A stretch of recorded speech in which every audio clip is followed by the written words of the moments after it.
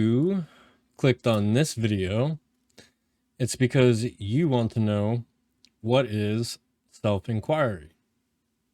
So what is self-inquiry? And it's actually very simple.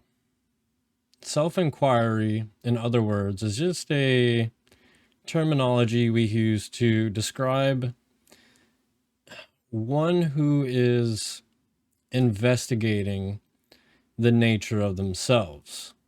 When we begin to ask ourselves the question, who am I? You see, majority of the world thinks themselves as a body or a mind, a bundle of thinking and perceiving.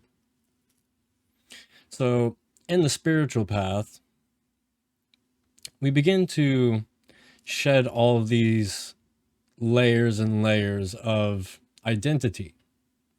We identify ourselves as a parent or a race, a religion,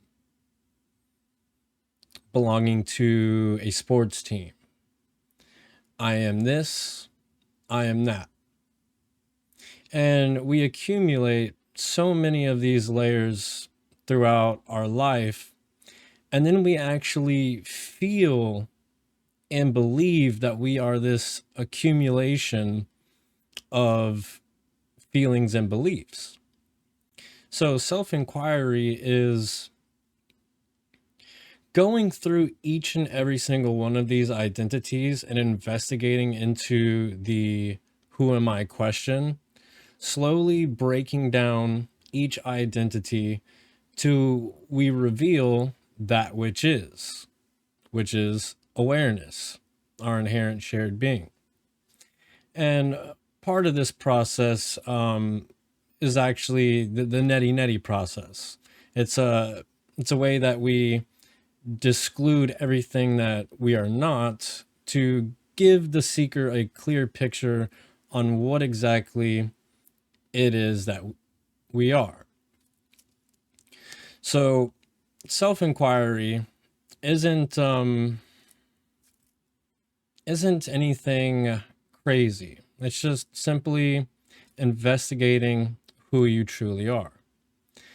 And through self-inquiry, we eventually go on to self-abidance. First, we know who we are. And then once we've made that discovery, we then have to then abide as that. And then from self-abidance, we move to self-realization.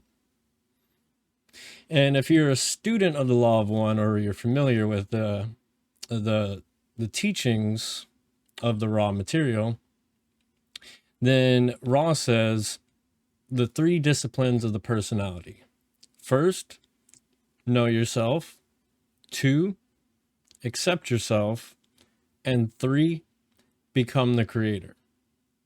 So in other words, this is exactly what self-inquiry to self-realization is pointing to. First, we recognize the nature of ourselves as consciousness or awareness. Then we accept that realization and abide knowingly as that. And then step 3, we become the creator. We become self-realized. So self-inquiry is where we start at in the beginning of this spiritual path. Now, that doesn't mean sometimes that we have to go back to self-inquiry or we have to go back to self-abidance. It ends up being kind of like a cyclical process, because the old ways of conditioning, the old habits and conditioning patterns of the mind will still arise on behalf of just how long we've been conditioned with these type of feelings and beliefs. But it's an inevitable byproduct that these old ways of thinking, acting, and relating will eventually fall away and be replaced with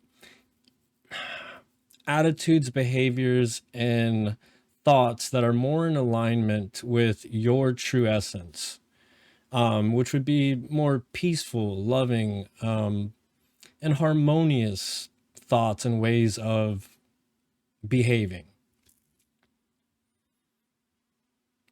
That's all I have for this video, guys. I hope you found it useful. Don't forget to like and subscribe.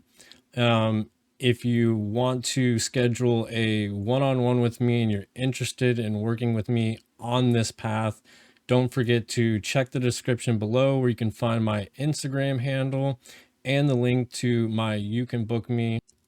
And remember to keep your heart open and remain present. I'll see you in the next one.